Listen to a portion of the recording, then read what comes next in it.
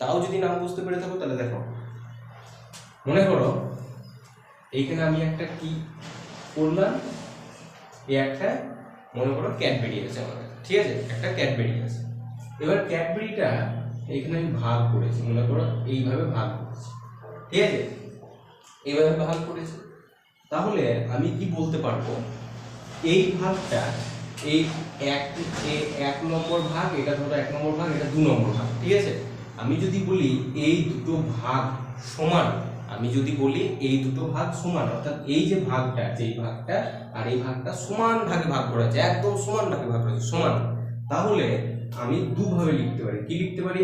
একবার লিখতে পারি, মনে করো এই ভাগটাকে আমি লিখলাম না, এটাকে বাদ দিয়ে দিলাম, এটাকে বাদ দিয়ে দিলে এখান থেকে এখান থেকে এতটা পর্যন্ত যা পড়ে থাকবে সেটা, এখান থেকে একদম এই 2 পর্যন্ত যা পড়ে থাকবে সেটা, এবং এবং মনে করো এটাই থাকলো, এবার এটাকে আমি বাদ দিয়ে দিলাম, এটাকে বাদ দিয়ে দিলাম, এই পার্টটাকে বাদ দিয়ে দিলাম।